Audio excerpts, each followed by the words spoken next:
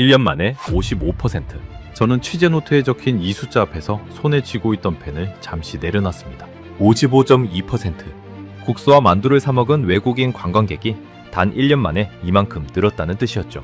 김밥도 아니고 라면도 아니고 김이 펄펄 나는 뜨끈한 국물이 담긴 그릇을 말이에요. 그 옆에는 또 다른 숫자도 적혀 있었습니다. 감자탕 44%, 전통 간식류 76%. 하나같이 제 상식으로는 설명이 안 되는 수치들이었죠. 저는 처음엔 이게 무슨 통계 오류이거나 특정 지역의 반짝 유행이겠거니 생각했습니다. 전 세계 사람들이 굳이 비행기를 타고 한국까지 날아와서 그 흔한 국물 한 그릇에 열광한다는 게 도무지 믿기지 않았거든요. 저는 20년 동안 세계 곳곳을 돌며 음식 다큐멘터리를 찍어온 사람입니다. 프랑스 남부의 부야베스부터 제 고향 이탈리아 마을의 미네스트로네까지 국물이라면 볼만큼 봤다고 자신했죠. 그래서 처음 이 데이터를 받아들었을 때 솔직히 저는 코웃음을 쳤습니다. 뜨거운 국물이 뭐 얼마나 대단하다고 세계인이 여기까지 몰려온다는 건가 싶었거든요. 제 오랜 동료인 촬영감독 파올로도 옆에서 심드렁하게 한마디 던졌습니다. 마르코, 국물이 뭐가 그렇게 특별하다고? 그냥 재료를 물에 넣고 끓인 거잖아. 우리가 유럽에서 안 먹어본 국물이 있어? 저도 완전히 같은 생각이었습니다. 이번 취재는 그저 요즘 뜨는 한국의 간편식 열풍을 며칠 가볍게 담고 돌아가면 되는 늘 하던 익숙한 출장이 될 거라고 믿었죠. 저는 짐을 싸면서도 이런 취재에 카메라를 2대나 챙겨야 하나 싶어 살짝 귀찮기까지 했습니다. 그런데 그로부터 정확히 3주 뒤, 저는 서울 을지로 뒷골목의 낡고 허름한 국밥집에서 김이 모락모락 오르는 뚝배기 하나를 앞에 두고 제 20년 경력이 통째로 흔들리는 경험을 하게 됩니다. 그날 밤 제 취재 노트에는 떨리는 글씨로 이렇게 적혀 있었죠. 이건 스프가 아니다. 위로다. 도대체 한국의 뜨거운 한 그릇에는 무엇이 담겨 있길래 세계에서 가장 까다롭다는 미식 전문가들마저 이렇게 무릎을 꿇는 걸까요? 지금부터 그 놀라운 이야기를 여러분께 들려드리겠습니다. 영상 시작 전 구독과 좋아요로 대한민국의 미래를 응원해주세요. 제 이름은 마르코 벤투리입니다. 이탈리아 밀라노에서 태어나 20살 무렵부터 카메라 한 대를 들고 세계의 부엌을 찾아다녔습니다. 스페인의 소금밭, 일본의 가다랑 어포 공장, 프랑스 부르고뉴의 와인 저장고까지 음식이 만들어지는 곳이라면 어디든 달려갔죠. 그렇게 20년이 흐르는 동안 저는 미식 다큐멘터리 감독으로서 나름의 이름을 얻었습니다. 유럽의 음식 방송에서 제 이름을 모르는 프로듀서는 거의 없을 정도였으니까요. 저는 음식을 그저 배를 채우는 것으로 보지 않았습니다. 한 접시의 요리에는 그 땅의 기후와 역사, 그곳 사람들이 살아온 방식이 통째로 녹아있다고 믿었죠. 그래서 저는 늘 재료의 원산지를 파고들고 조리하는 사람의 손끝을 오래도록 관찰했습니다. 저에게 카메라는 맛을 눈으로 옮기는 도구였습니다. 이런 태도 덕분에 저는 업계에서 까다롭기로 유명했습니다. 대충 만든 음식, 겉만 화려한 요리 앞에서는 절대 렌즈를 들지 않았거든요. 동료들은 저를 두고 혀가 아니라 눈이 먼저 까다로운 사람이라고 놀리곤 했습니다. 그런 저의 이 완고함이 한국에서만큼은 오히려 저를 가장 크게 무너뜨리는 이유가 될 줄은 몰랐죠. 그런 저에게는 남몰래 품고 있던 자부심이 하나 있었습니다. 바로 국물 요리에 관한 것이었죠. 저는 국물이야말로 한 나라의 음식 문화가 얼마나 깊은지를 보여주는 척도라고 믿었습니다. 그리고 그 정점에는 언제나 유럽이, 특히 제조국 이탈리아가 있다고 확신했죠. 토마토와 채소를 뭉근하게 끓여낸 미네스트로네, 며칠에 걸쳐 뼈를 우려낸 프랑스식 콩소메. 저는 이런 국물들을 카메라에 담을 때마다 생각했습니다. 국물의 세계에서 우리를 넘어설 나라는 없다. 어릴 적 제 할머니는 일요일마다 아침 일찍 큰 냄비를 불에 올리셨습니다. 채소와 뼈를 넣고 몇 시간이고 뭉근하게 끓이던 그 냄새는 제 유년의 전부였죠. 그래서 저에게 국물이란 단순한 요리가 아니라 어떤 뿌리 같은 것이었습니다. 그런 제가 낯선 동양의 나라에서 그 뿌리가 통째로 뒤흔들릴 줄은 정말 몰랐던 겁니다. 그러던 어느 날 제 앞으로 한 통의 취재 의뢰가 들어왔습니다. 유럽의 한 음식 전문 채널에서 요즘 폭발적으로 늘고 있는 한국 여행객들의 음식 소비 트렌드를 담아달라는 요청이었죠. 저는 관련 자료를 훑어보며 고개를 끄덕였습니다. 라면, 김밥, 편의점 간식, 세계 곳곳의 젊은 여행자들이 한국의 평범한 한 끼를 찾아 몰려든다는 내용이었어요. 흥미로운 지점도 있긴 했습니다. 예전에는 외국인들이 김치나 불고기, 비빔밥 같은 전통적인 메뉴를 찾았는데 이제는 한국 사람들이 실제로 매일 먹는 소박한 음식으로 관심이 옮겨갔다는 것이었죠. 관광객이 특별한 요리가 아니라 현지인의 진짜 일상을 먹고 싶어 한다는 건 사실 음식 다큐멘터리 감독에게는 꽤 매력적인 주제이긴 했습니다. 사실 이 흐름 자체는 저도 어느 정도 알고 있었습니다. 실제 데이터를 보니 최근 7년간 외국인들의 소비에서 가장 빠르게 성장한 음식이 아이스크림으로 연평균 35%, 그 다음이 편의점 음식으로 34%였습니다. 차갑고 간편한 음식들이 먼저 유행의 물결을 탄 것이죠. 여기에 와플과 크로플이 연평균 25%로 그 뒤를 이었습니다. 그러니까 처음 밀려온 물결은 분명 달콤하고 차갑고 사진이 예쁘게 나오는 음식들이었던 겁니다. 저는 이 숫자들을 보며 제 가설이 완벽하게 들어맞는다고 여겼습니다. 세상 어디를 가나 여행객들이 원하는 건 결국 편하고 예쁜 음식이니까요. 저는 이 자료를 보며 확신했습니다. 그래, 결국 트렌드는 간편식이야. 젊은 애들이 사진 찍기 좋고 손에 들고 다니기 편한 걸 좋아하는 거지. 한국이라고 별다를 게 있겠어? 저는 이 취재를 시작하기 전 한국 음식에 대해 아는 것이 거의 없었습니다. 매운 김치, 불판에 굽는 고기, 그리고 요즘 세계적으로 유명해진 라면 정도가 전부였죠. 국물 요리라고 하면 그저 고기나 채소를 물에 넣고 끓임, 유럽 어디에나 있는 흔한 방식이겠거니 짐작했습니다. 그 짐작이 얼마나 얕고 무례한 것이었는지 저는 며칠 뒤에야 뼈저리게 깨닫게 됩니다. 그렇게 저는 파울로와 함께 늦가을의 서울에 도착했습니다. 첫 촬영지는 서울의 명동이었죠. 비행기에서 내리자마자 저는 이 도시의 속도에 조금 놀랐습니다. 지하철은 정확했고 거리는 깨끗했으며 골목마다 사람이 넘쳐났으니까요. 공항에서 시내로 들어오는 길에 파울로가 창밖을 보며 중얼거렸습니다. 생각보다 훨씬 큰 도시인데? 저는 대수롭지 않게 대답했죠. 도시가 크다고 음식까지 깊은 건 아니야. 지금 돌이켜보면 그 오만한 한마디가 얼마나 부끄러운 말이었는지 모릅니다. 하지만 그때까지도 제 관심은 오직 하나, 간편식 뿐이었습니다. 명동의 거리로 들어서자 온갖 냄새와 소리가 한꺼번에 밀려왔습니다. 철판 위에서 지글거리는 무언가, 달콤한 설탕이 녹는 냄새, 여기저기서 들리는 여러 나라의 말들. 정말이지 거대한 야외 식당 같았죠. 사람들의 손에는 저마다 다른 먹거리가 들려 있었습니다. 어묵꼬치를 든 사람, 계란빵을 베어 무는 사람, 종이컵에 담긴 떡볶이를 조심스레 먹는 사람. 저는 카메라를 들고 그 관광객들을 하나하나 담기 시작했습니다.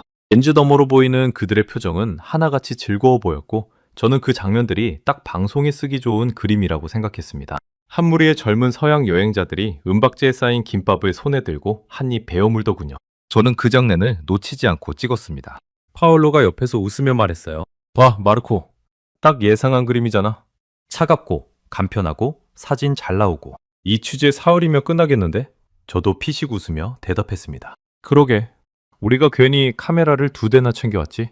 우리는 마치 이미 결말을 다하는 영화를 찍으러 온 사람들처럼 여유로웠습니다. 취재할 것도 없이 그저 예상한 장면을 확인하고 담아가면 되는 일이라고 생각했으니까요. 그런 우리의 방심이 며칠 뒤 어떤 반전을 불러올지는 꿈에도 몰랐습니다. 저는 그날 오후 내내 명동거리를 훑고 다녔습니다. 편의점 앞에서 컵라면에 뜨거운 물을 붓는 관광객, 길거리 매대에서 호떡을 사 먹는 커플, 카페에 앉아 달콤한 음료를 마시는 무리들, 차가운 음료를 든 채 웃으며 사진을 찍는 사람들, 뜨거운 물을 부은 컵라면을 편의점 앞 간이의자에서 후루룩 먹는 사람들. 모두 제가 예상했던 딱 그만큼의 그림이었습니다. 저는 취재 노트에 적었습니다. 결론. 한국의 음식 트렌드는 간편식과 길거리 간식 중심. 예상대로. 파울로는 벌써 촬영이 절반은 끝났다는 듯 홀가분한 표정이었습니다. 우리는 명동 한복판의 벤치에 앉아 잠시 숨을 돌렸죠. 저는 화면을 되돌려 그날 찍은 영상들을 확인했습니다. 김밥, 컵라면, 호떡, 달콤한 음료. 모두 예상 안에 있는 그림들이었고 어디 하나 새로울 것이 없었습니다. 그런데 그 순간 뭔가 마음 한구석이 개운하지 않았습니다. 데이터에서 봤던 그 숫자, 국수와 만두 55%, 감자탕 44%가 자꾸 머릿속을 맴돌았거든요. 간편식이라면 이해가 갔습니다. 하지만 뜨거운 국물 요리는 사진이 잘 나오는 것도 아니고 손에 들고 걸어다니며 먹을 수 있는 것도 아니었죠. 그런데 왜 이렇게 폭발적으로 늘어난 걸까? 그 흔한 국물에 도대체 무엇이 있길래? 저는 그 대목에서 이상한 미화감을 느꼈습니다. 간편식의 유행은 세계 어느 도시에서나 볼 수 있는 흔한 현상입니다. 하지만 뜨거운 국물 요리가 이렇게 빠르게 사랑받는 나라는 제 20년 경력을 통틀어 본 적이 없었거든요. 마치 퍼즐 한 조각이 자꾸 어긋나는 느낌이었습니다. 저는 그 의문을 애써 밀어냈습니다. 뭐 그냥 추운 날씨 때문이겠지. 사람들이 추우면 당연히 뜨거운 걸 찾는 거야. 계절 탓이지 뭐 특별한 게 있겠어? 별거 아니야.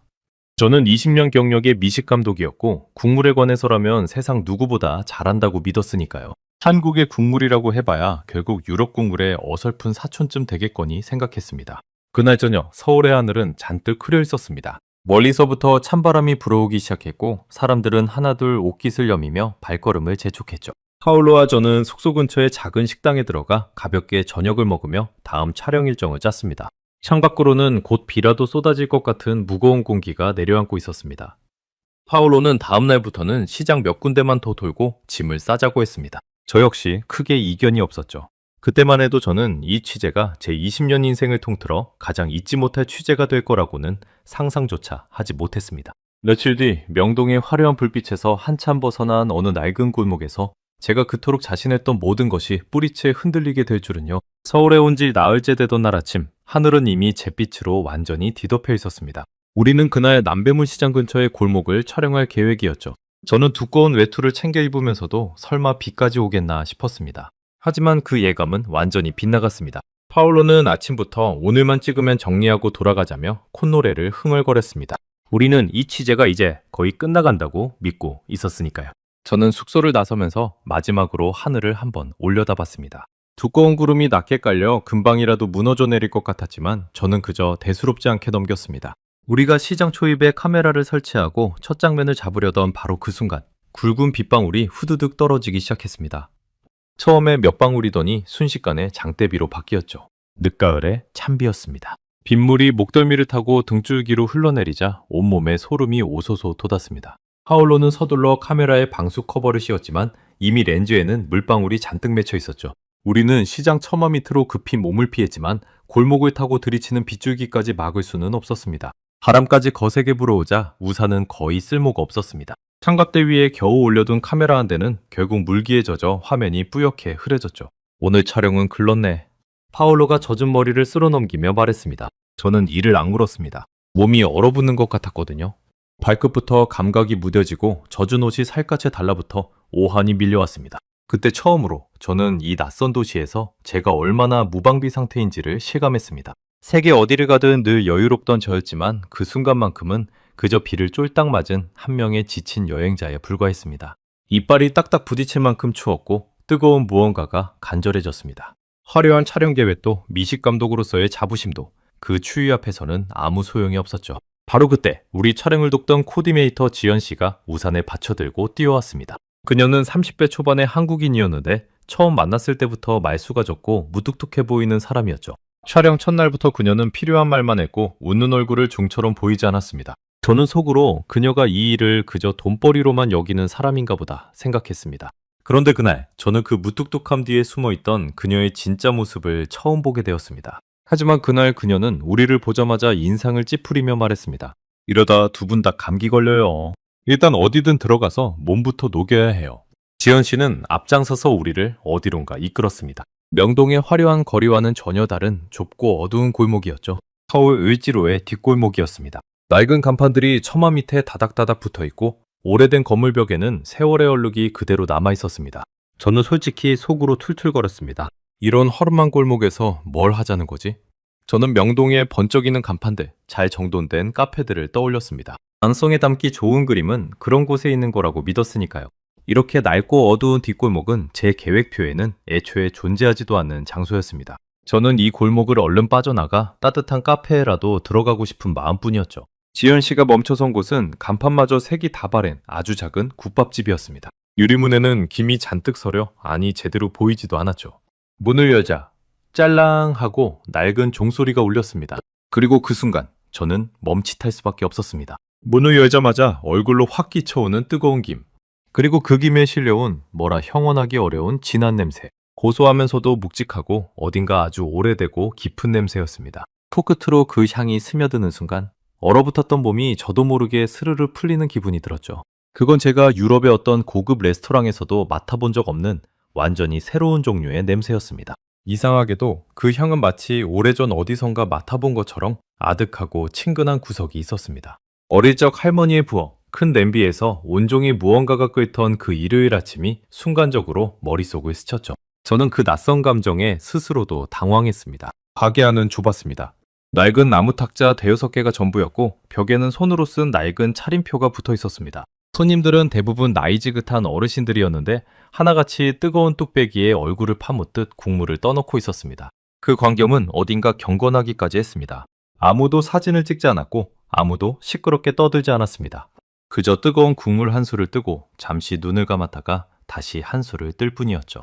그 조용한 몰입이 저에게는 어떤 낯선 의식처럼 보였습니다. 명동에서 사진을 찍으며 왁자지껄하던 관광객들의 모습과는 완전히 다른 세계였습니다. 주방 안쪽에서는 한 노인이 커다란 솥 앞에 서 있었습니다. 나중에 알게 된 그분의 이름은 노진아 사장님. 그 국밥집에서 40년째 국물을 끓여온 분이었습니다. 백발의 주름이 깊게 팬 얼굴이었지만 솥을 저는 손놀림만큼은 놀라울 만큼 힘차고 정확했습니다. 그분은 우리가 들어와도 별다른 눈길조차 주지 않았습니다. 그저 자신의 솥에만 온 정신을 쏟고 있었죠.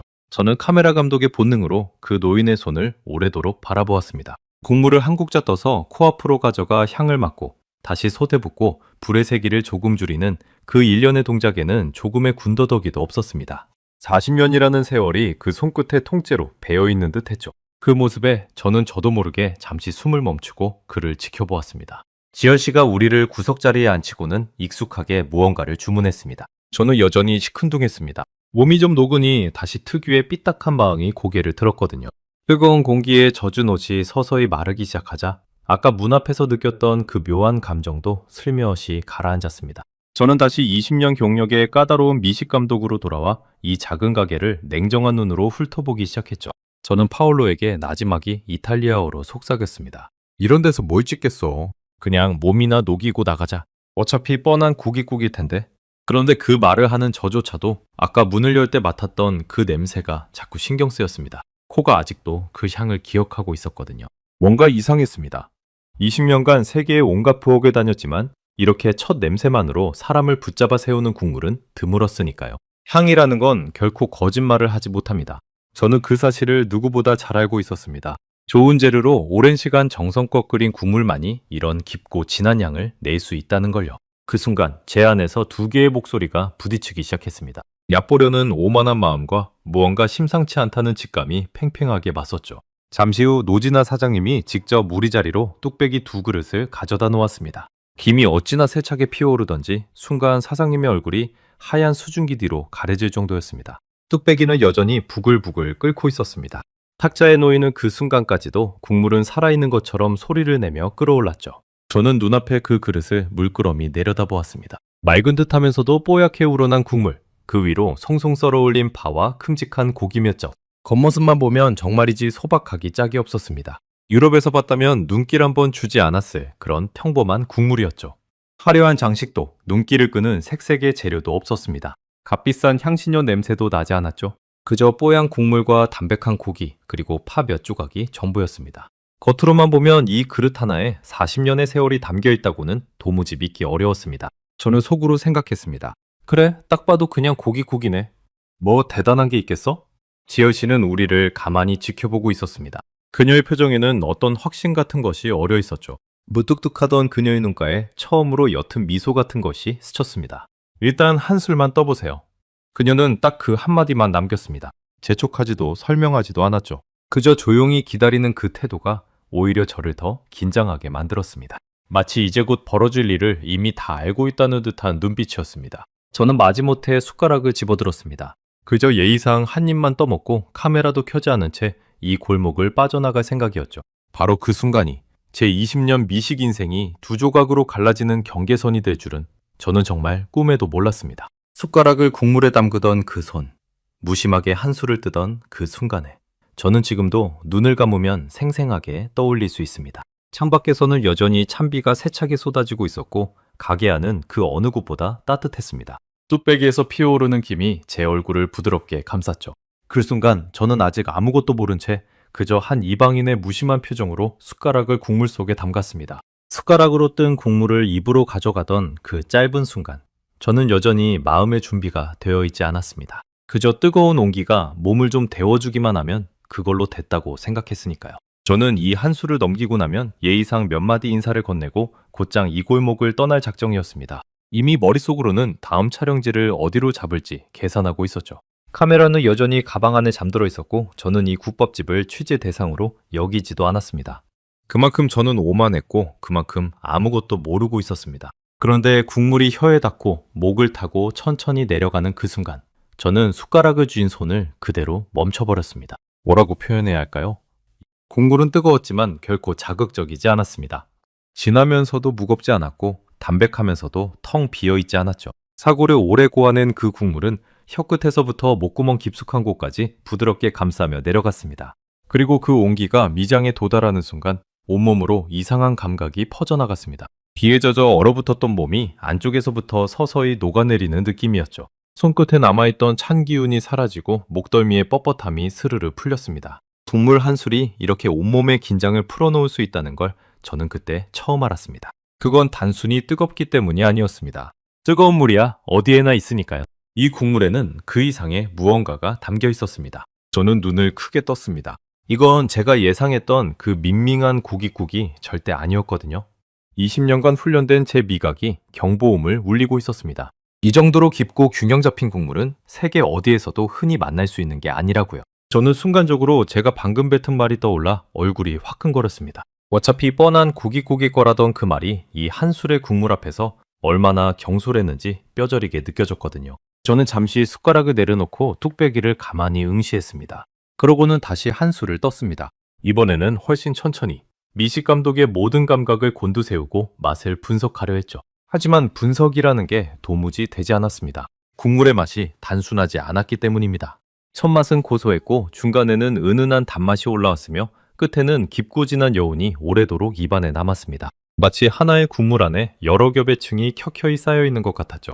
저는 혀 위에서 그 맛의 층들을 하나하나 버듬어 보려 했습니다. 하지만 그럴수록 국물은 제 분석을 비웃듯 더 깊은 곳으로 미끄러져 들어갔습니다. 어디까지가 고기의 맛이고 어디부터가 뼈의 맛인지 그 경계를 도무지 나눌 수가 없었죠. 20년을 훈련해온 제 혀가 이 소박한 국물 앞에서 길을 잃었던 겁니다. 저는 20년간 세계의 온갖 국물을 맛보고 카메라에 담아왔습니다. 며칠에 걸쳐 우려낸 프랑스의 콩소메도, 뼈를 고아 만든 이탈리아의 브로도도 봤습니다. 저는 그런 국물들이야말로 인류가 도달할 수 있는 국물의 정점이라고 믿어 의심치 않았습니다. 그런데 이 한국의 국물은 그것들과 결이 완전히 달랐습니다. 유럽의 국물이 재료 하나하나의 맛을 분명하게 살려내는 방식이라면 이 국물은 모든 재료가 하나로 녹아들어 완전히 새로운 맛을 만들어내고 있었습니다. 재료의 경계가 사라진 완성된 하나의 세계였죠. 저는 문득 이런 생각이 들었습니다. 유럽의 국물이 각각의 악기 소리가 또렷하게 들리는 실내악이라면 이 국물은 모든 악기가 완벽하게 하나로 어우러진 거대한 오케스트라 같다고요. 어느 쪽이 더 낫다는 게 아니라 애초에 지향하는 방향 자체가 달랐던 겁니다. 그리고 저는 그동안 제 방식만이 정답이라고 믿어왔던 거죠. 국물이란 이래야 한다는 좁은 틀 안에 갇혀서 이렇게 넓고 깊은 세계가 있다는 걸 상상조차 못했던 겁니다. 20년이라는 세월이 오히려 저를 더 단단한 편견 속에 가둬왔던 건 아니었을까요? 옆에 앉은 파올로를 슬쩍 돌아봤습니다. 그런데 파올로의 모습이 조금 이상했습니다. 아까까지만 해도 어서 나가자던 그가 말없이 뚝배기에 얼굴을 파묻고 국물을 떠먹고 있었거든요. 숟가락질을 멈추지 못하고 있었습니다. 그 까다롭고 회의적이던 파올로가 말이죠. 저는 조심스레 이탈리아어로 물었습니다. 파올로, 어때? 그는 대답 대신 그저 고개만 천천히 저었습니다. 그 몸짓에는 놀라움과 당혹감, 그리고 어떤 항복 같은 것이 뒤섞여 있었습니다. 그는 국물을 한술 더 뜨더니 이번에는 아주 오래도록 입안에 머금었습니다. 마치 이 맛을 결코 잊지 않겠다는 듯이요. 말이 나오지 않는다는 몸짓이었죠. 잠시 후 그가 겨우 입을 열었습니다. 마르코, 이거 우리가 알던 그 국물이 아니야. 저는 그 말에 등줄기가 서늘해졌습니다. 20년을 함께 다니며 온갖 사내진미 앞에서도 좀처럼 감탄하지 않던 파올로였습니다. 그런 그가 이렇게 무너지고 있다니. 파올로의 눈가에는 옅게 물기마저 얼어 있었습니다. 처음엔 뜨거운 김 때문인가 했는데 아니었습니다. 그는 국물을 넘기다 말고 한동안 허공을 응시했습니다. 무언가 잊고 있던 기억이라도 떠올린 사람처럼요. 저는 그 모습을 보며 이 국물이 단지 혀만 건드리는 게 아니라 사람의 마음 깊은 곳까지 흔들어 놓는다는 걸 직감했습니다. 저는 국물을 한술 더 떠먹으며 지금 제가 마주한 것이 결코 평범한 한 그릇이 아니라는 사실을 인정할 수밖에 없었습니다. 제 표정이 완전히 달라진 걸 눈치챘는지 그때 지연 씨가 조용히 입을 열었습니다. 이 국물 사장님이 매일 새벽 3시부터 끓이세요. 40년째 하루도 안 빠지고요. 저는 순간 숨이 턱 막혔습니다. 매일 새벽 3시, 40년.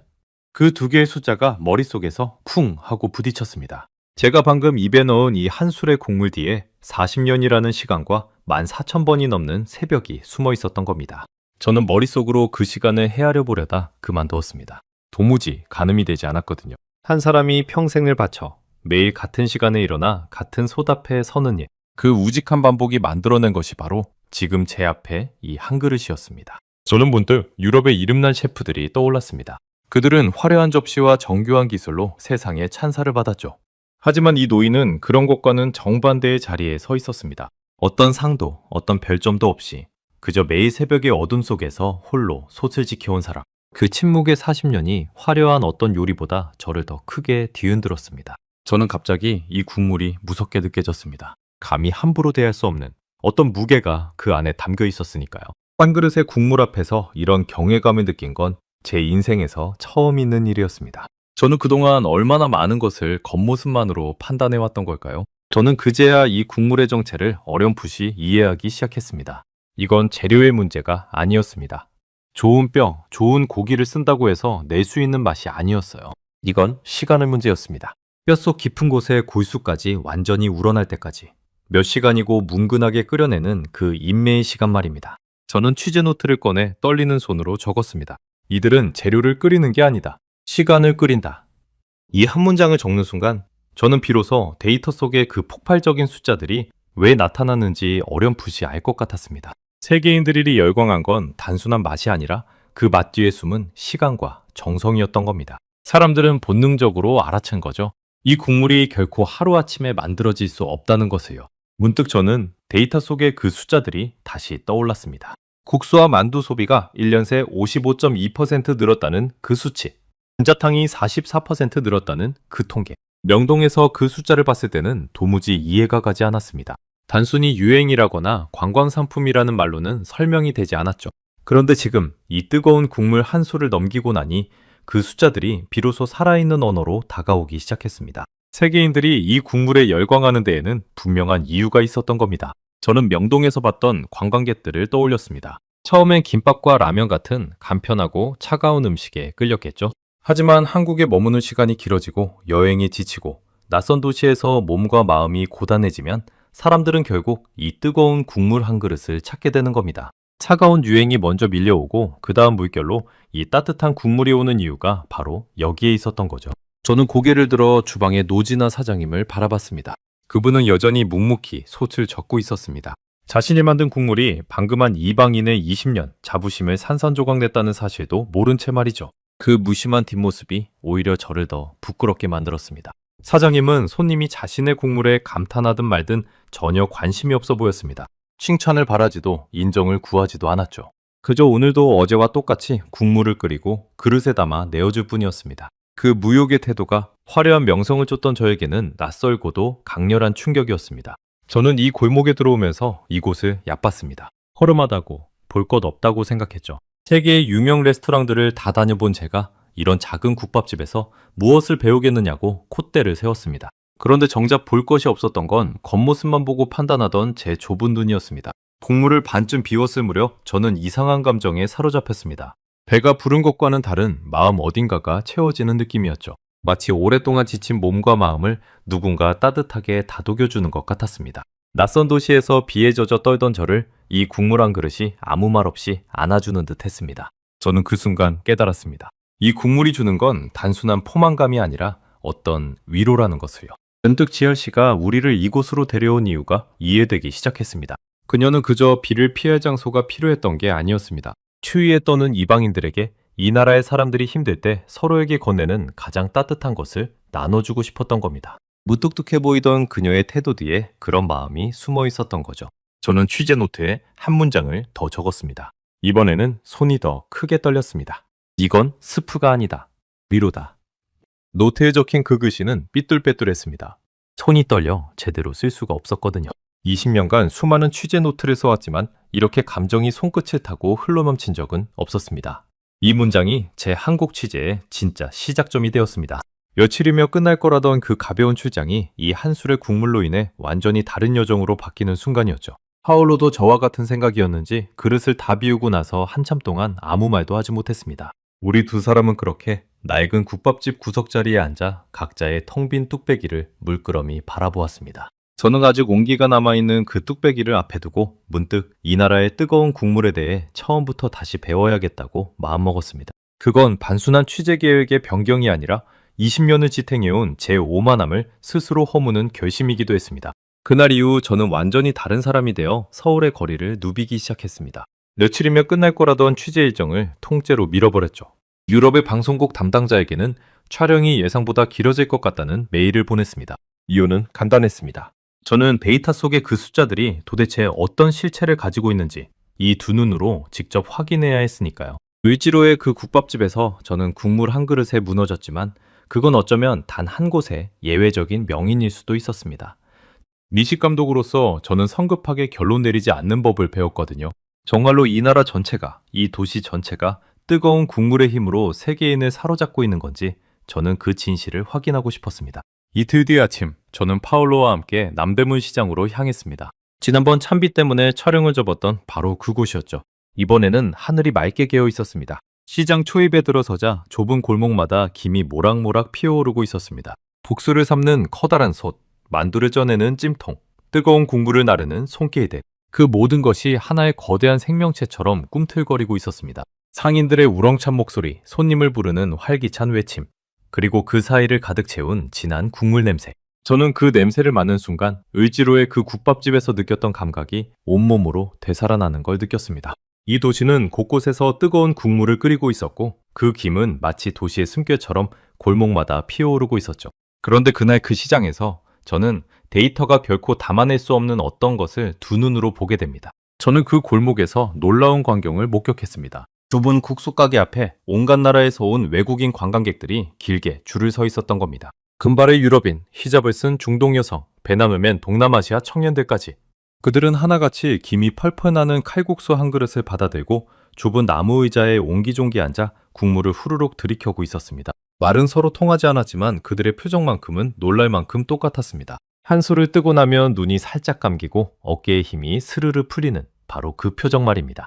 저는 그 순간 뜨거운 국물이라는 것이 언어와 국경을 넘어 모든 인간에게 똑같이 가닿는 어떤 보편적인 위로라는 걸 깨달았습니다. 피부색이 다르고 종교가 다르고 사는 나라가 달라도 뜨거운 국물 앞에서만큼은 모두가 하나같이 무장해제되고 있었습니다. 저는 이 장면을 담으며 20년 경력의 다큐멘터리 감독으로서 가슴이 뜨거워지는 것을 느꼈습니다. 저는 그 장면 앞에서 잠시 카메라를 내려놓았습니다. 데이터에서 봤던 그 숫자, 국수와 만두 소비가 1년 새 55.2% 늘었다는 그 통계가 바로 눈앞에서 살아 움직이고 있었으니까요. 종이 위에 죽은 숫자가 아니라 뜨거운 국물을 들이켜며 행복해하는 사람들의 진짜 얼굴로 말이죠. 저는 이 광경을 놓치세라 다시 카메라를 들어 올렸습니다. 이번에는 예전처럼 무심한 손이 아니라 무언가를 간절히 담아내려는 떨리는 손으로요.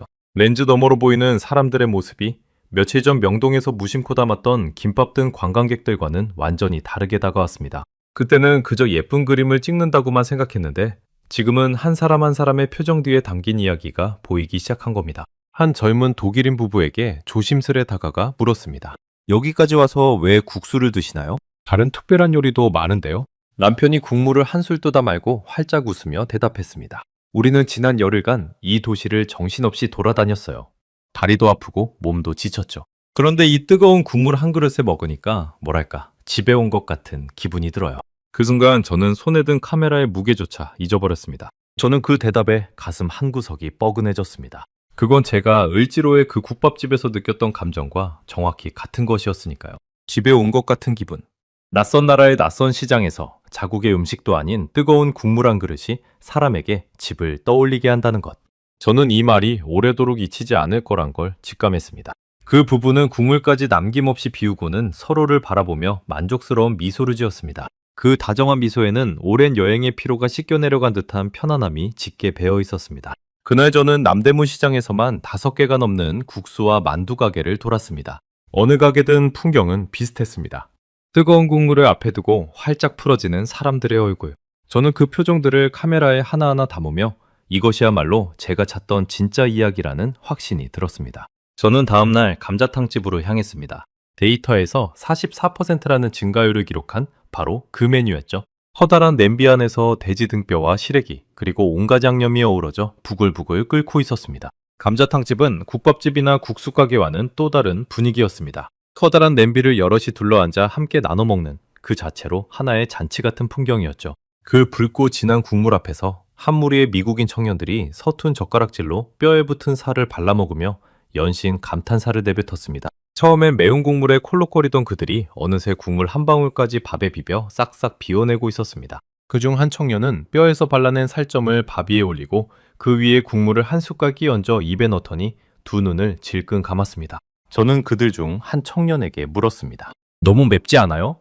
그는 이마에 송골송골 맺힌 땀을 닦으며 웃었습니다. 맵긴 한데 멈출 수가 없어요. 이 국물은 뭔가 계속 먹고 싶게 만드는 힘이 있어요.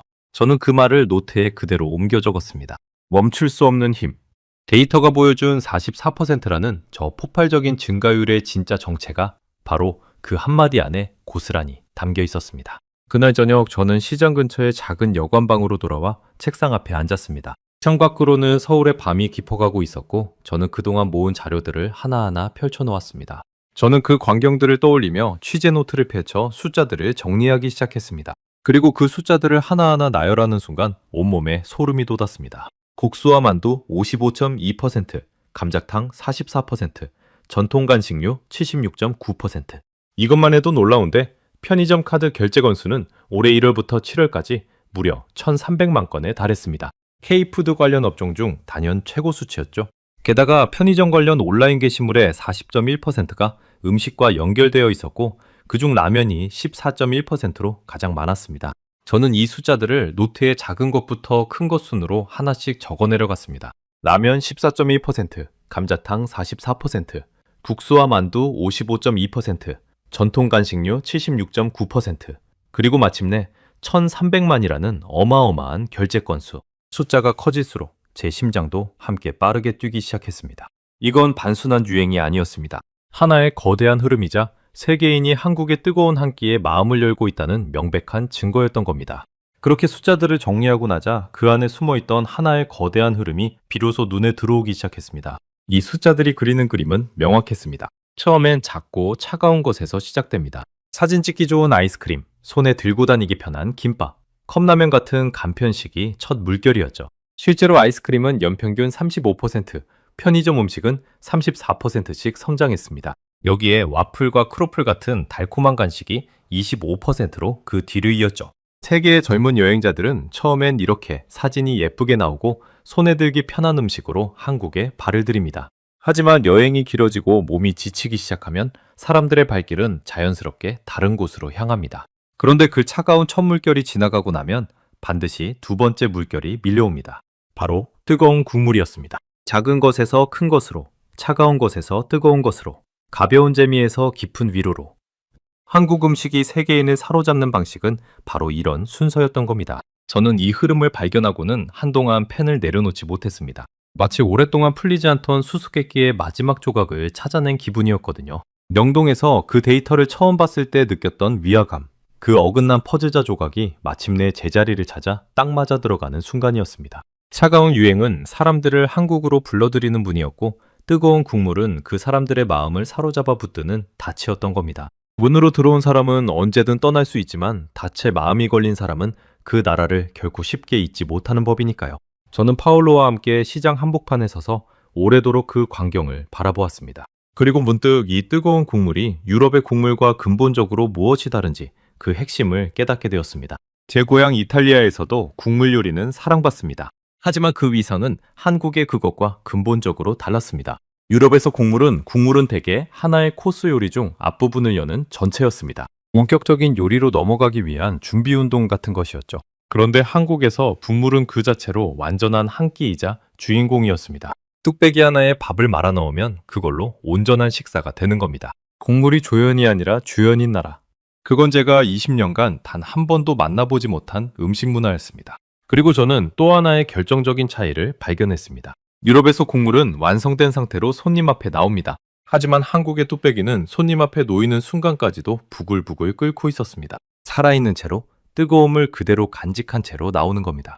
그건 마치 방금 막 완성된 요리를 가장 뜨거울 때 먹으라는 만든 사람의 말없는 배려 같았습니다. 저는 그 작은 차이 하나에서 이 나라 사람들이 음식에 담는 마음의 온도를 느꼈습니다. 바로 그 순간 파울로가 제 곁으로 다가와 조용히 입을 열었습니다. 그의 목소리는 미세하게 떨리고 있었습니다. 마르코, 나 솔직히 말할게. 우리가 지난 20년간 찍은 그 어떤 화려한 요리도 이 한 그릇에 못 이겨. 저는 그 말에 대꾸조차 하지 못했습니다. 목이 바짝 말라 침조차 삼키기 어려웠거든요. 그건 저 역시 지난 며칠간 마음속으로 수없이 되뇌었지만 차마 입 밖으로 꺼내지 못했던 바로 그 문장이었으니까요. 파울로의 눈에는 어느새 눈물이 그렁그렁 맺혀 있었습니다. 20년을 함께 다니며 서로의 자존심을 누구보다 잘 아는 우리였기에 그가 이 말을 꺼내기까지 얼마나 큰 용기가 필요했을지 저는 잘 알고 있었습니다. 우리는 한동안 아무 말 없이 서로를 바라보기만 했습니다. 시장의 소음이 우리를 감쌌지만 그 순간만큼은 온 세상이 조용해진 것 같았습니다. 20년간 쌓아온 자부심이 무너진 자리에 새로운 무언가가 조용히 채워지고 있었습니다. 그건 겸허함이었고 또 어떤 경이로움이었습니다. 우리 두 이탈리아 남자는 세계의 부엌을 20년간 누비며 국물이라면 통달했다고 자부하던 두 전문가는 그렇게 서울의 낡은 시장 골목 한복판에서 완전히 무너졌습니다. 그 무너짐은 부끄러움이 아니라 오히려 어떤 해방감에 가까웠습니다. 제가 그토록 오래 붙들고 있던 오만함을 마침내 내려놓는 그런 후련한 순간이었죠. 20년 동안 저는 국물의 세계에서 유럽이 정점이라고 믿었습니다. 그 믿음이 저를 이 자리까지 이끌어온 힘이기도 했죠. 하지만 진정한 전문가라면 자신이 틀렸다는 걸 인정할 수 있는 용기 또한 가져야 한다는 걸 저는 이 낯선 도시에서 뒤늦게 배웠습니다. 인정하고 나니 오히려 세상이 훨씬 넓어 보였습니다. 지열 씨가 그런 우리를 보며 조용히 웃었습니다. 그러고는 이렇게 말했습니다.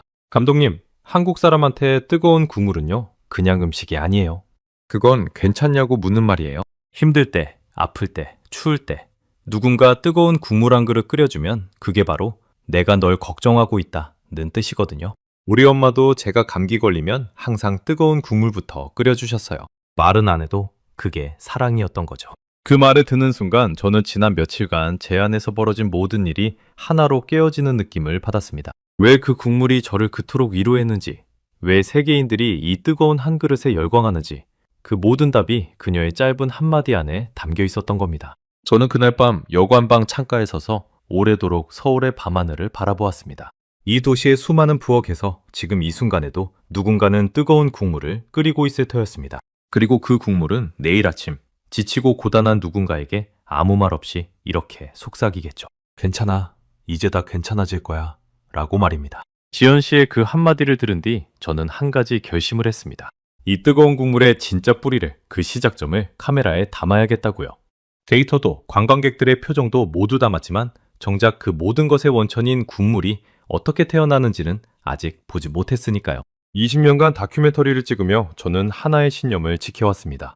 결과가 아니라 과정을 담아야 한다는 것이었죠. 접시에 담긴 완성된 요리보다 그 요리가 만들어지기까지의 땀과 시간을 보여주는 것이 진짜 다큐멘터리라고 믿었습니다. 그리고 이 뜨거운 국물이야말로 그 어떤 요리보다 깊은 과정의 이야기를 품고 있을 거라는 예감이 들었습니다. 저는 이 촬영이 단순한 취재의 한 장면이 아니라 이번 다큐멘터리 전체를 관통하는 심장이 될 거라는 확신이 있었습니다. 저는 지연 씨를 통해 노진아 사장님께 조심스레 부탁을 드렸습니다. 새벽에 국물을 끓이는 과정을 촬영하게 해달라고요. 사장님은 한참을 말없이 저를 바라보시더니 짧게 대답하셨습니다. 새벽 3시요. 늦지 마시오. 그게 전부였습니다. 화려한 설명도 조건도 없었죠. 그저 오려면 오라는 무뚝뚝하지만 거절하지 않는 대답이었습니다. 저는 그 짧은 대답 속에서 오히려 어떤 신뢰 같은 것을 느꼈습니다. 자신의 새벽을 낯선 외국인에게 보여준다는 건 사장님에게도 결코 가벼운 일이 아니었을 테니까요. 어쩌면 사장님은 제 눈빛 속에서 진심을 읽으셨는지도 모릅니다. 그로부터 사흘 뒤 새벽 2시 40분, 저는 파울로와 함께 을지로의 그 골목에 다시 섰습니다. 도시가 완전히 잠든 시간이었죠. 거리는 텅 비어 있었고 가로등 불빛만이 젖은 아스팔트 위로 희미하게 번지고 있었습니다. 저는 태어나서 이렇게 이른 새벽에 촬영을 나온 적이 손에 꼽을 정도였습니다. 그 늦가을 새벽의 공기는 사르르듯 차가웠습니다. 입김이 하얗게 뿜어져 나왔고 손끝은 금세 곱아 카메라 버튼을 누르기도 힘들 정도였습니다. 파울로는 두꺼운 외투깃을 잔뜩 세운 채 발을 동동 굴렀습니다. 마르코, 이 시간에 정말 문을 열었을까? 그의 목소리에는 반쯤 의심이 섞여 있었습니다. 저 역시 이렇게 추운 새벽에 정말로 누군가 일하고 있을까? 반신반의하는 마음이 없지 않았습니다. 그런데 그 어둡고 텅 빈 골목에서 오직 한 곳에만 불이 켜져 있었습니다. 바로 그 낡은 국밥집이었죠. 유리문 안쪽에서는 벌써 하얀 김이 뭉게뭉게 피어오르고 있었습니다. 저는 조심스레 문을 열고 안으로 들어갔습니다.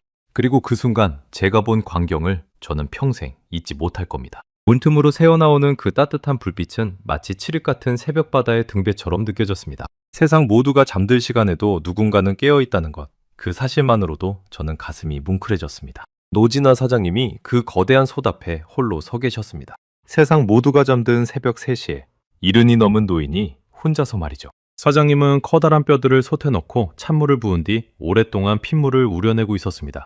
그 물을 몇 번이고 갈아주면서요. 잡내를 잡기 위한 그 지난한 과정을 사장님은 조금의 귀찮음도 없이 정성껏 반복했습니다. 저는 그 모습을 보며 좋은 국물이란 결코 요행으로 만들어지지 않는다는 걸 새삼 깨달았습니다. 저는 카메라를 들고 그 모든 과정을 숨죽여 담았습니다. 렌즈 너머로 보이는 그 노인의 굽은 등과 백발이 새벽의 김 속에서 마치 한 폭의 오래된 그림처럼 어른거렸습니다. 저는 숨소리조차 조심스러워 최대한 몸을 낮추고 그 신성한 노동을 방해하지 않으려 애썼습니다. 사장님의 손놀림에는 군더더기가 하나도 없었습니다. 뼈를 씻고 불에 세기를 맞추고 떠오르는 거품을 걷어내고 다시 물을 붓고 그 단순한 동작들이 40년이라는 세월 동안 수만 번 반복되면서 이제는 마치 몸에 새겨진 하나의 리듬처럼 흘러가고 있었습니다. 말 한마디 없이 오직 솥에서 피어오르는 김과 장작이 타는 소리만이 그 새벽의 정적을 채우고 있었죠. 저는 문득 유럽의 유명한 셰프들을 떠올렸습니다. 화려한 조명 아래 수많은 카메라와 기자들에 둘러싸여 요리하던 그 스타 셰프들 말입니다. 그들에게 요리는 세상에 보여주기 위한 하나의 무대이자 공연이었습니다. 그런데 지금 제 눈앞에 이 노인은 아무도 보지 않는 새벽에 아무런 조명도 박수도 없이 그저 묵묵히 국물을 끓이고 있었습니다. 봐주는 사람 하나 없는 그 새벽의 노동이 오히려 세상 그 어떤 화려한 무대보다 더 깊은 울림을 주었습니다. 진짜 위대함이란 어쩌면 이런 것일지도 모른다는 생각이 들었습니다. 아무도 알아주지 않아도 상을 받지 못해도 그저 자신이 옳다고 믿는 일을 묵묵히 반복하는 것. 저는 그동안 얼마나 많은 박수와 인정에 목말라 했던가요? 그 노인 앞에서 저의 그런 허영이 한없이 초라하게 느껴졌습니다. 2시간쯤 지났을까요? 솥안의 국물이 서서히 뽀얗게 변하기 시작했습니다. 맑던 물이 우윳빛으로 짙어지고 골목 전체에 그 진한 냄새가 가득 퍼졌습니다. 아직 잠들어 있는 골목 위로 그 고소하고 따뜻한 향기가 하얀 김을 타고 조용히 번져나갔습니다. 그건 마치 오랜 시간 끝에 서서히 완성되어가는 하나의 작품 같았습니다. 저는 유럽에서 몇 년씩 숙성시킨 값비싼 와인이 익어가는 과정을 카메라에 담은 적이 있습니다. 그런데 이 뽀얀 국물이 완성되어가는 모습은 그 어떤 명품 와인의 숙성보다도 저를 더 깊이 감동시켰습니다. 저는 그 변화를 카메라에 담으며 이것이 바로 데이터가 보여준 그 모든 숫자들의 진짜 뿌리라는 걸 온몸으로 느꼈습니다. 국수와 만두의 55.2%도 감자탕의 44%도 결국은 이런 새벽에서 시작된 것이었습니다. 세계인을 사로잡은 그 뜨거운 국물의 비밀은 화려한 조리법이나 값비싼 재료가 아니라 바로 이 잠 못 이룬 새벽의 정성 안에 있었던 겁니다. 촬영을 마칠 무렵 저는 조심스레 사장님께 여쭙습니다. 사장님, 왜 이렇게까지 하시나요? 이 힘든 일을 40년째, 그것도 매일 새벽마다요. 사장님은 국자로 국물을 한 번 저으시더니 저를 돌아보지도 않은 채 담담하게 대답하셨습니다. 별거 아니에요. 그냥 추운 날 손님들 따뜻하게 드시라고 40년을 끓인 거지. 뭐 대단한 이유가 있겠어요? 그 순간 저는 그 자리에 얼어붙은 듯 멈춰 섰습니다. 카메라를 쥔 손에서 힘이 스르르 빠져나갔습니다. 눈시울이 뜨거워지고 콧등이 시큰해졌습니다. 화려한 철학도 거창한 마케팅 구호도 아니었습니다. 그저 추운 날 손님들 따뜻하게 드시라고. 뭐 대단한 이유가 있겠느냐던 그 단순하고 소박한 한마디가 20년간 온갖 미사역으로 요리를 포장해온 저를 완전히 무장해제시켰습니다. 저는 무언가 대단한 답을 기대하고 있었습니다. 조상대대로 내려온 비법이라거나 국물에 담긴 어떤 철학이라거나. 그런데 사장님의 대답은 그저 손님을 향한 소박한 마음 그 하나뿐이었습니다. 그 어떤 거창한 철학보다도 저는 그 담백한 진심 앞에서 완전히 무릎을 꿇었습니다. 제 마음속에서 무언가가 조용히 무너지는 소리가 들렸습니다. 저는 그동안 얼마나 많은 요리를 화려한 말로 치장해왔던가요? 이 소스는 어느 지방의 몇 년 산 재료로 만들었고 이 기법은 어떤 유명 셰프에게서 전수받은 것이고 그런 수식어들이 요리의 가치를 높인다고 믿었습니다. 그런데 이 노인은 그 모든 수식어를 다 걷어낸 자리에 오직 하나, 손님을 향한 진심만을 남겨두고 있었습니다. 별점도 없고 상장도 없고 화려한 간판조차 없었습니다. 오직 40년이라는 세월과 그 세월을 지탱해온 소박한 마음만이 그 자리에 있었죠. 그리고 바로 그 진심이 세계 최고라 자부하던 제 모든 기교를 이긴 겁니다. 저는 카메라를 든 손을 잠시 내렸습니다. 이 순간만큼은 렌즈를 통해서가 아니라 제 두 눈으로 직접 이 노인을 바라보고 싶었으니까요. 그의 굽은 등 주름진 손, 그리고 국물을 향한 그 흔들림 없는 눈빛을요. 그 모습은 제가 지금껏 담아온 어떤 위대한 예술가의 초상보다도 아름다웠습니다. 저는 갓 끓여낸 국물을 한 그릇 받아들었습니다. 저는 그 국물을 두 손으로 감싸 쥐었습니다. 뚝배기의 온기가 얼어붙은 손바닥을 통해 온몸으로 퍼져나갔습니다. 새벽의 추위에 떨던 몸이 그 한술에 다시 사르르 녹아내렸습니다. 그런데 이번에 느껴진 건 단순한 맛이 아니었습니다. 그 국물 안에서 저는 잠 못 이룬 40년의 새벽을, 구분 등으로 소칠졌던 한 노인의 세월을, 그리고 얼굴도 모르는 손님을 향한 조용한 사랑을 통째로 맛보았습니다. 이건 더 이상 혀로 맛보는 국물이 아니었습니다. 마음으로 읽어내려가는 한편의 긴 이야기였죠. 뜨거운 김이 얼굴을 감싸는 그 순간, 저는 오랫동안 잊고 있던 어떤 감정과 다시 마주했습니다. 누군가에게 아무 대가 없이 온전히 보살핌을 받는다는 것, 그 잊혀진 따뜻함이었습니다. 저는 그 국물을 두 손으로 감싸 쥐었습니다. 그 국물을 넘기며 나도 모르게 눈가가 촉촉해졌습니다. 그리고 저는 그제야 완전히 이해했습니다. 왜 세계인들이 이 뜨거운 국물 앞에서 무너지는지를요. 그건 단지 맛있어서가 아니었습니다. 그 국물 한 그릇에는 만든 사람의 정성과 시간과 마음이 통째로 녹아 있었기 때문입니다. 사람은 본능적으로 압니다. 누군가 자신을 위해 오랜 시간 정성을 들였다는 것을요. 그 마음이 국물을 타고 전해질 때 우리는 위로받는 겁니다. 낯선 나라에서 지치고 외로운 순간, 누군가 자신을 위해 오래 끓인 뜨거운 국물 한 그릇을 만난다는 것. 그건 말이 통하지 않아도 마음으로 전해지는 가장 원초적인 환대였던 겁니다. 세계인들은 바로 그 환대에 마음을 빼앗긴 것이었죠. 바게르 나서던 새벽 5시, 동쪽 하늘이 서서히 밝아오고 있었습니다. 저는 파울로와 함께 텅 빈 골목에 서서 아직도 불이 켜진 그 작은 국밥집을 오래도록 돌아보았습니다. 20년간 세계를 누비며 쌓아온 저의 오만함은 그 새벽, 그 골목에서 완전히 무너져 내렸습니다. 하지만 그 무너진 자리에는 이전에는 결코 알지 못했던 어떤 따뜻함이 조용히 차오르고 있었습니다. 파울로도 아무 말이 없었습니다. 그저 그 국밥집의 불빛을 바라보는 그의 눈가에도 새벽의 찬 공기 탓만은 아닌 물기가 어려 있었죠. 우리 두 사람은 그 골목에서 각자 마음속으로 지난 20년의 오만함과 조용히 작별하고 있었습니다. 그로부터 넉 달이 흐른 이듬해 봄, 제가 만든 다큐멘터리가 유럽 전역에 방영되었습니다. 제목은 김밥이 문을 열고 국물이 마음을 열다였죠. 저는 이 제목을 짓기까지 오래 고민했습니다. 하지만 결국 이 한 문장만큼 제가 서울에서 겪은 모든 것을 정확하게 담아내는 말은 없었습니다. 차가운 간편식이 세계인을 한국으로 불러들이는 문이었다면 뜨거운 국물은 그 사람들의 마음을 활짝 열어젖힌 열쇠였으니까요. 처음 방송국에 기획안을 냈을 때만 해도 담당자는 고개를 갸웃했습니다. 뜨거운 국물 하나로 1시간짜리 다큐를 채운다는 게 이해가 안 갔던 겁니다. 화려한 미슐랭 레스토랑도 아니고 이름난 스타 셰프도 아닌 서울 뒷골목의 낡은 국밥집 이야기라니. 담당자의 그 미심쩍은 표정을 저는 아직도 기억합니다. 하지만 저는 확신이 있었습니다. 제가 그 골목에서 느낀 감동이 진짜라면 그건 반드시 화면을 통해서도 전해질 거라고요. 하지만 방송이 나간 그날 밤 모든 것이 달라졌습니다. 시청자들의 반응은 제가 상상했던 것을 훌쩍 뛰어넘었습니다. 방송 직후 유럽 곳곳에서 제 앞으로 편지와 메시지가 쏟아졌습니다. 어떤 이는 화면 속 그 뽀얀 국물을 보는 것만으로도 눈물이 났다고 했고, 또 어떤 이는 당장 한국행 비행기표를 알아보고 있다고 했습니다. 한 나이 지긋한 시청자는 이렇게 적어 보냈습니다. 그 노인이 새벽에 홀로 국물을 끓이는 장면에서 저는 돌아가신 제 어머니를 떠올렸습니다. 어머니도 늘 저를 위해 뜨거운 무언가를 끓여주셨거든요. 저는 그 편지를 읽으며 한참을 먹먹하게 앉아 있었습니다. 국경 너머의 낯선 이가 서울 뒷골목의 한 노인에게서 자신의 어머니를 떠올렸다는 것. 그것이야말로 이 뜨거운 국물이 지닌 힘이었습니다. 저는 그 메시지들을 하나하나 읽으며 제가 을지로의 그 골목에서 느꼈던 감정이 결코 저 혼자만의 것이 아니었음을 확인했습니다. 국경도, 언어도, 문화도 다른 수많은 사람들이 그 뜨거운 국물 한 그릇 앞에서 똑같이 마음이 움직였던 겁니다. 어쩌면 뜨거운 국물에 위로받고 싶은 마음이란 인간이라면 누구나 가진 가장 원초적인 본능인지도 모릅니다.